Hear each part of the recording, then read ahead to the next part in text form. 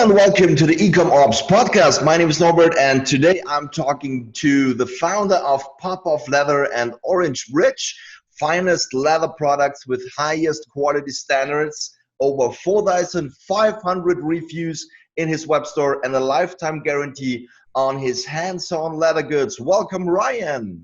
Hey, thanks for having me. Yeah, absolutely. Nice to have you here. Ryan, tell us a bit about yourself. How did you first get into e-commerce? Yeah, sure. So it started kind of by accident. We started making, or I started making wallets as a hobby. I graduated art school, and then I kind of needed to fill the void in between my day job and going to sleep. So um, I was in a unique position where I was doing night audit for a university, and I was essentially just babysitting an office. So I had 8 hours to myself, and just kind of got obsessed with leatherworking and started selling my product on Etsy. Jill kind of convinced me, and then I sold a few wallets and used that money, put it back into better tools, better material. Started to get my feet wet with all the fun stuff in e-commerce, like logistics, customer service, learning how to do better product photos, and it just kind of snowballed. Etsy was kind of instrumental, more or less like a stepping stone for us to kind of branch out into Shopify and later sort of expand our business. So yeah, it just started as a hobby, kind of led into Etsy as a way of just to pay for my hobby, and then just snowballed from there. That's great. What's your e-com stack?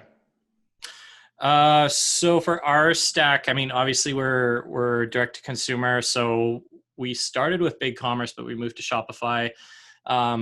We have a ton of apps. Like most store owners probably have 24 apps in their Shopify store. But for us, the most important ones, Klaviyo, Stamped.io. They just launched a loyalty program, so we migrated from Smile. We were using that, so now Stamped does our reviews and our loyalty program. For customer relationship manager, we use Gorgeous, which is excellent. And for lead capture, we use Justuno, and we also use Shogun for kind of dressing up our product pages and having nice landing pages for sales and things like that. So those are our most important ones. And do you sell on marketplaces as well still? We actually just stopped selling on Etsy about 2 weeks ago because they forced us into essentially competing with ourselves. So they started this new program where if you generated more than $10,000 in sales, you were sort of forced into advertising on Google, so Google Shopping ads. Etsy would foot the cost per click, but then you paid, I think it was 10% of the final sale, whatever the revenue was generated from that sale.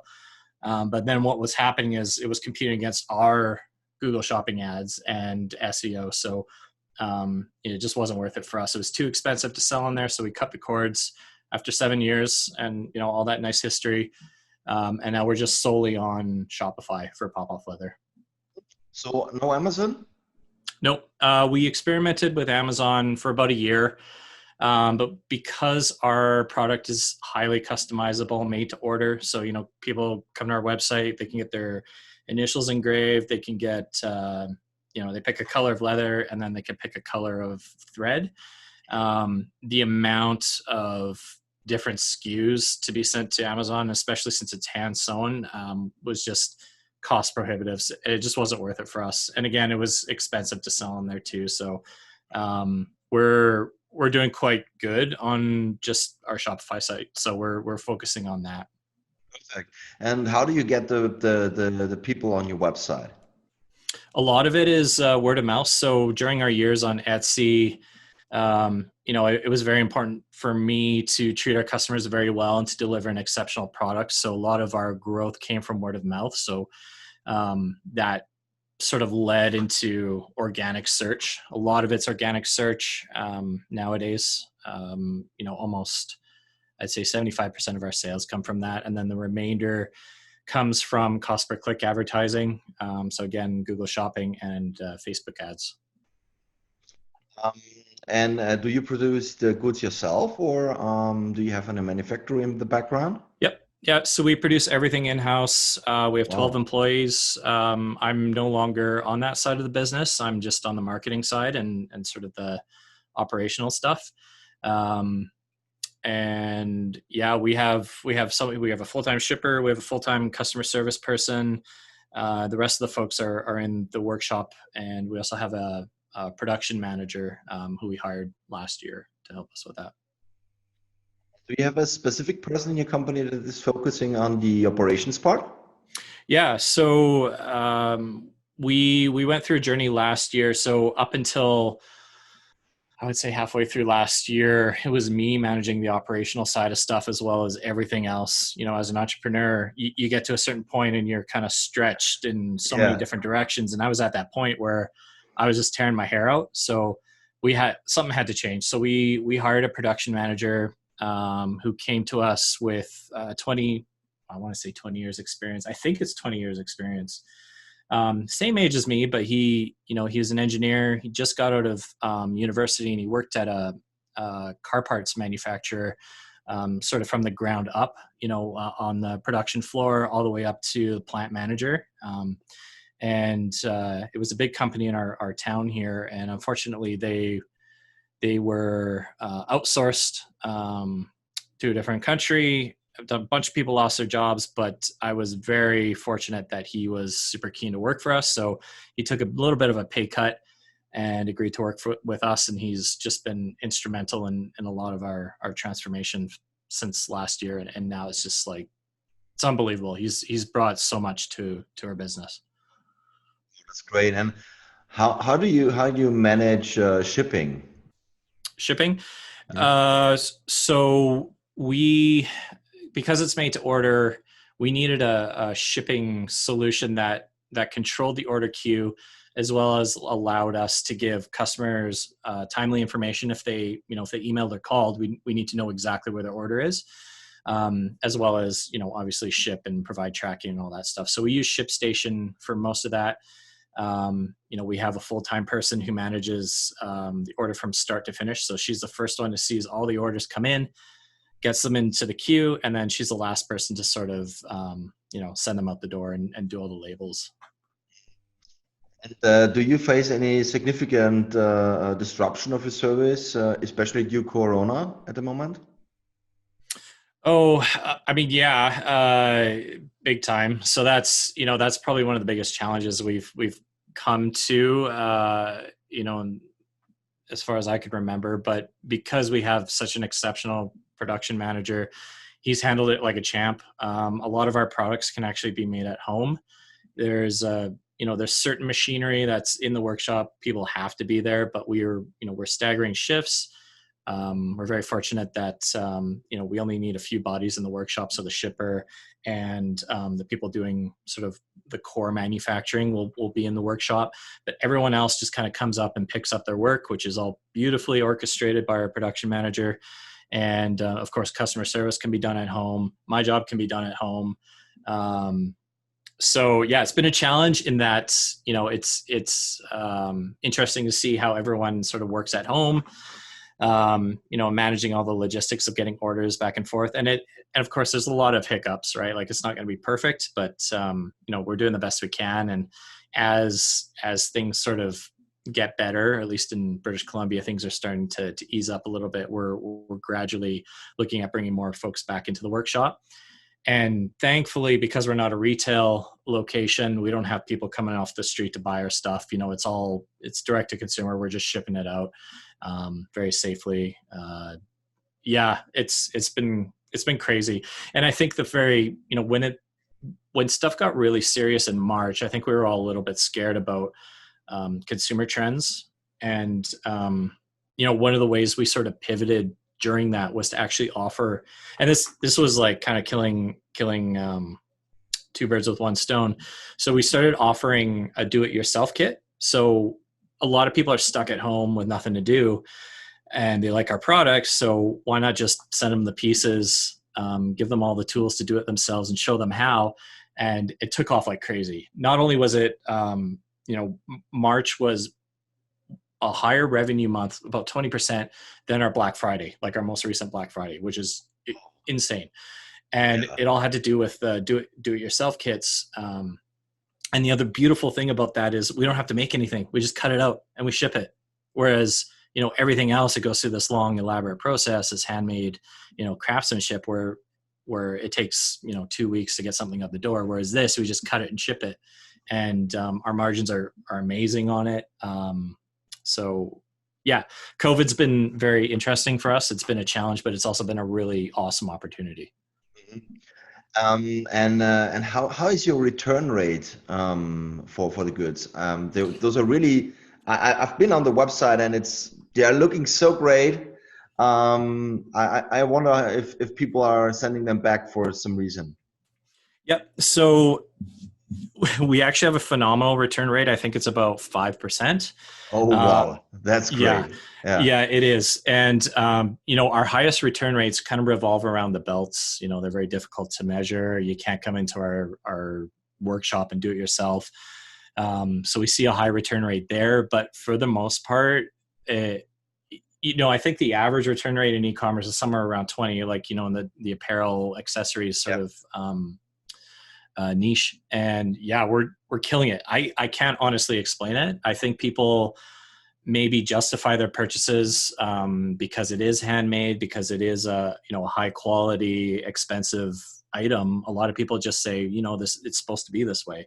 I understand the belt thing because if you can't use it, you can't use it. But everything else, it's been, we have really awesome customers. It's so weird to say that because we have some bad ones, but like we have a very passionate community who support us, and it's really cool. Yeah. And how do you handle the support? Is there a support requests? Yeah. Oh yeah. Tons, especially now, with the COVID stuff, it's delaying packages.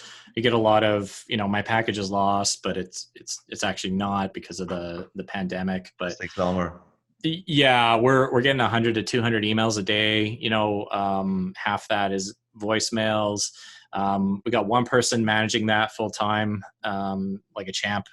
Gorgeous is great for that because you can just, every other email is the same question. So we have templates and things built out so you can just kind of run through them really quickly. But yeah, if we didn't have a full-time person doing that, it'd kind of be a nightmare. And I'm really trying to emphasize our customer service right now because people are at home just waiting for stuff, and they get very anxious. More than any other time I've ever seen running this business. People are just kind of like, even Christmas, people are just kind of sitting around with nothing to do, and they're just they need something, and it's very polarizing. We have some very angry people and some very happy people. It's you get these reviews rolling in, 5-star, 5-star, 5-star, 1-star, 5-star, 5-star, 1-star. It's never anything in between. It's always, and I think a lot of it is the COVID stuff. It's interesting.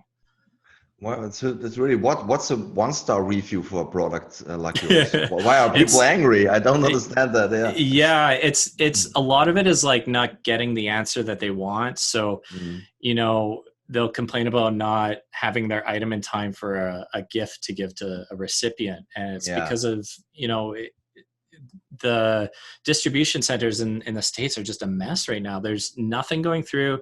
Things are taking weeks when it used to take, 3 or 4 days, and nobody can seem to wrap. Well, the people who are giving us 1-star reviews can't seem to wrap their heads around that. So, we try our best to comfort them, and, we have a very generous return policy. We tell them, hey, if it's not here in a couple of weeks, just let us know. We'll refund or we'll send you a new one. It's all good. But like I said, people are just at home, cooped up, and they need to vent. And oftentimes customer service is the sort of the channel where people like to vent. I've seen, I think you have 90 days refund period. Yep. That's really very charges. Yeah. That's great. What role does automation play in your operations? Sure. So there's a lot of different sort of touch points for automations. I'll go back to hiring our production manager. So we had before Bob sort of came around, we had someone who would make a we call them make lists. So we get the invoices, and then we take that, whatever customers want, we write the order number, the item that they want, and kind of make these lists in sort of a logical fashion. So people are kind of cutting out the same items in a row instead of switching gears constantly. And once Bob came on in his role, he actually automated that. It used to take 3 or 4 hours a day to make these lists. It sounds crazy, even just saying it.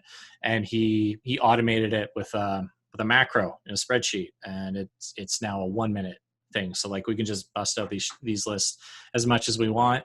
Another more important one, sort of on the sales side of stuff, where I kind of excel. I use Klaviyo a lot for marketing automations. So depending on the customer's journey, so if they're a brand new customer, we have flows that go out, and depending if they're on our loyalty program or not, they'll get different sequence of emails.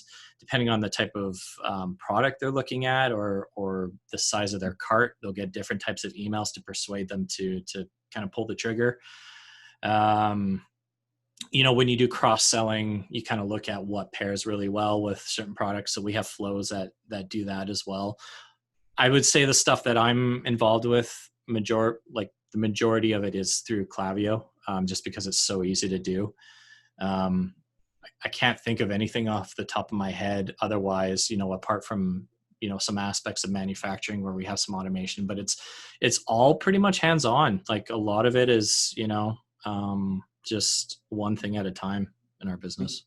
Mm-hmm. And what will you be focused in the next 12 months in your operations? Well, I mean, it varies month to month, as you know, like with the pandemic, right? So it's always changing. So we're not 100% concrete on customer purchasing behavior. We don't know, because the majority of our customers are in the United States. When the first round of stimulus checks went out, we saw a tremendous uptick, and that kind of fueled that month where we were 20% over our Black Friday. We're still seeing strong sales, and I don't know if it'll continue like that or if it won't, but we have some models in place where, if we see a decline in revenue, we'll do this. If we see an increase in revenue, we'll do that. I think right now we're trying our best just to weather the storm and just kind of follow month by month. That's kind of a non-answer, but I don't think there's any other thing we can do right now, to be honest, other than just, take it day by day. I had a few interviews the past weeks, and it's nearly the same. So nobody really knows what's next, and I think we're all in the same situation worldwide. The last question for today: who has taught you the most about e-commerce in your career? That's a good question, and I'll give you another cliche answer. I would say experience has been the best teacher. I don't think I've had, I've read books, like the 5-Hour Work Week or whatever that's called, and a number of different business books, and none of them really stood out to me. I think experience is the best teacher, and I think being an entrepreneur is just 100% about you going out there and doing something, and it doesn't matter if it's perfect or not.